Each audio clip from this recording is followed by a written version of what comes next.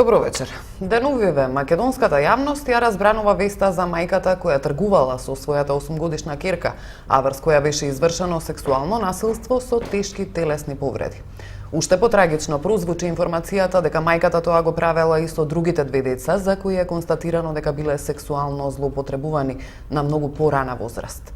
Тема на отвореното студио за вечерва е сексуалното злоставување на децата. А со нас во студиото е извршниот директор и основач на првата детска амбасада Медјаши, магистар Драги Змијанац, докажан борец за правата на децата. Добре дојдовте во студиото на ОС. Добро ве најдов.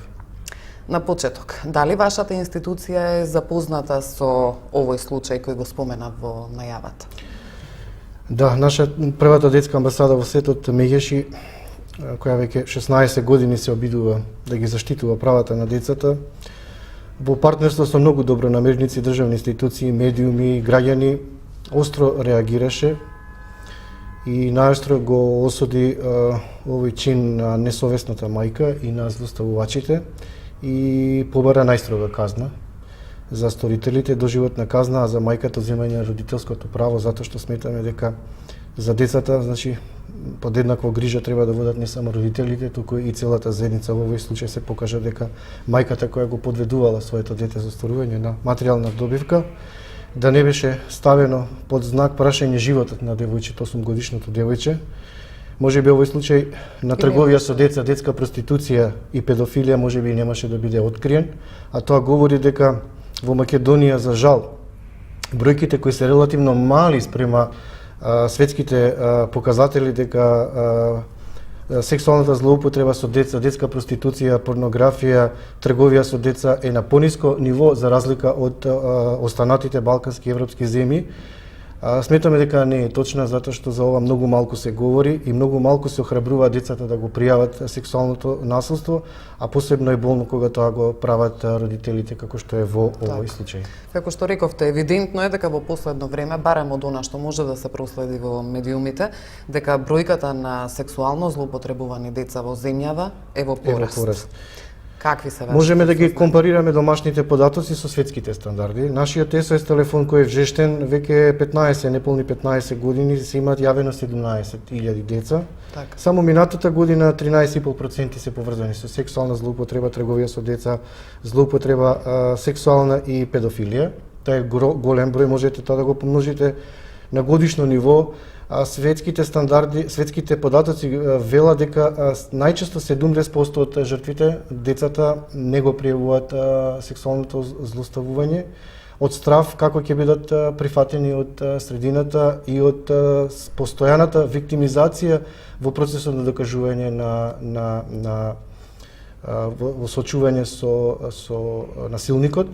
Сметаме дека тука треба да се внимава доста превентивно, значи децата да бидат едуцирани што е дозволено, што не е дозволено однесување на возрастните, што е ризично однесување, како да се заштитат од несакани вакви активности и доколку тоа се случи да навистина имаат кај да го пријават.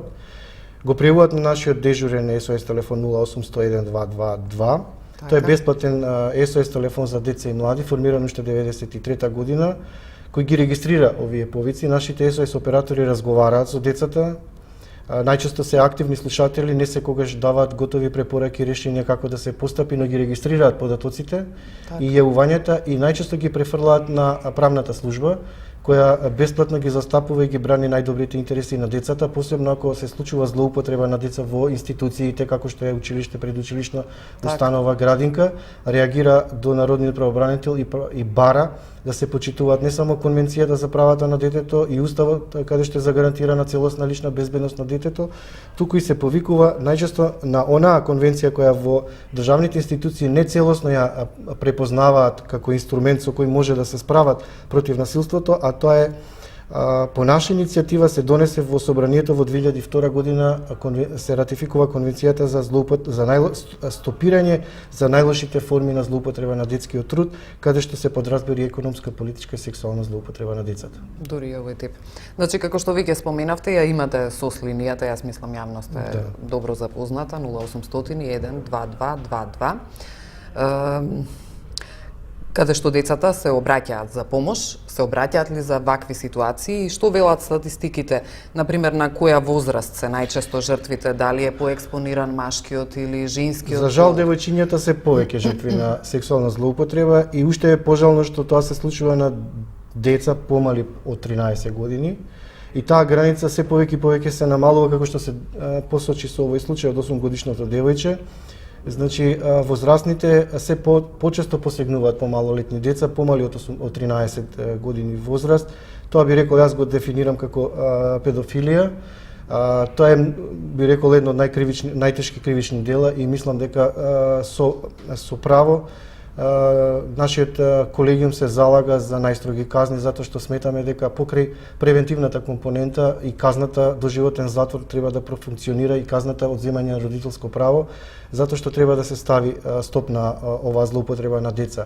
Во овој случај мислам дека одговорноста не треба да биде само на родителот, туку и на државните институции пред се Центарот за социјална работа, затоа што сметаме дека овие семејства во кризна состојба со ваков начин на ризично живење и обезбедување на екзистенција, посебно на овие деца кои не се вклучени во воспитно-образовниот процес, а знаете дека во Македонија има 18.500 деца кои не идат на училиште, се потешка е можноста на државните институции да воспостават директен контакт со овие деца, затоа што тие се постојано на улица, питача заработуваат подеднорно тешки услови екзистенција за своите најблиски, од тешки физички работи, чување на добиток, работа, би рекол, на раскрсниците до детска проституција.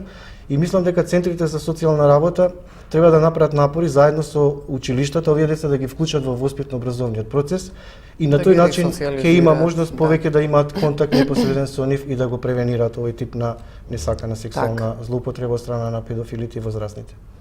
Македонија неодамна ја има подпишано Конвенцијата за превенција на сексуалната злоупотреба, со која се криминализира и употребата на интернетот за оваа цел.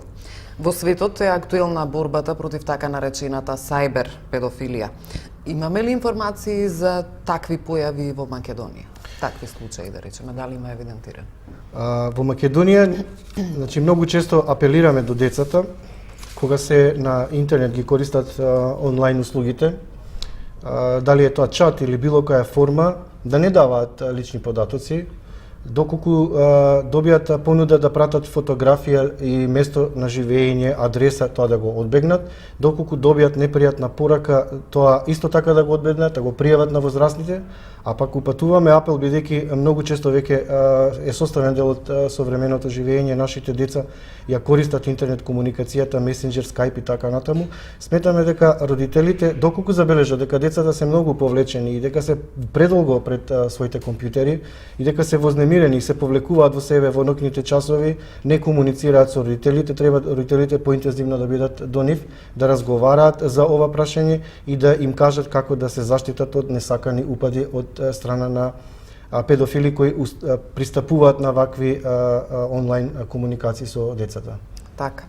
Што говорат светските искуства во справувањето со педофилијата, мислам на класичната педофилија? Например, во Британија граѓаните имаат право да добијат информација без некоја процедура во полиција, дали има, например, регистриран педофил во соседството? Европската унија прави напори да се воспостави архива за педофили во Европа и мислам дека на тоа многу работат и Министерството за внатрешни работи. Несакани порно сајтови се забрануваат подитно да може да бидат пристапни и мислам дека сме многу благодарни ние како граѓанска организација, како прва детска амбасада во светот меѓаш што се случи пред неколку години да имаше една таква пристапна порно страница, интервениравме, тие многу брзо интервенира, ја тргна од употреба. Мислам дека тоа е добра соработка со оваа институција. Она што исто така не радува, бидејќи сме дел од еден регионален програм за детето сведок, жртва на сексуална злоупотреба,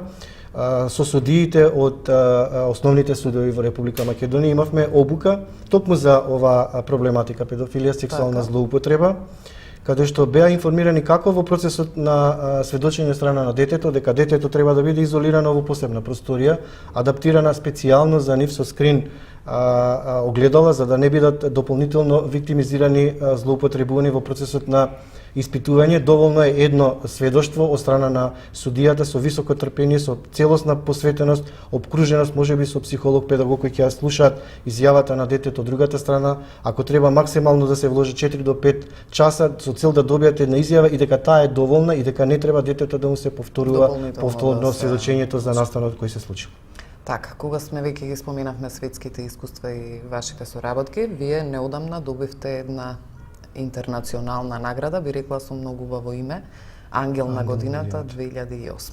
Морам да кажем, и јас бев изненаден кога добив покана од Италијанскиот Црвен крст од Ломбардија и невладината организација Монета за мир, каде што ме номинира со специјална меѓународна награда во манифестацијата Ангел на годината 2008. Таа беше специјална меѓународна награда за 20 годишна моја работа во првата детска амбасада во Седот Мегеши и за меѓународни проекти. Оваа награда ја добив во Милано на 28 јануари покрај еминентни луѓе во Италија, како што е Бонолис, како што е Гатусо, познат фудбалери, многу познати естрадни звезди кои се залагат за добробит на децата. Таа награда е веќе поставена на нашиот сајт и денеска преку нашиот електронски информатор Бушавко, кој преку датабанка оди на 56.000 адреси, преку нашата интернет имейл ќе ја добијат многу граѓани.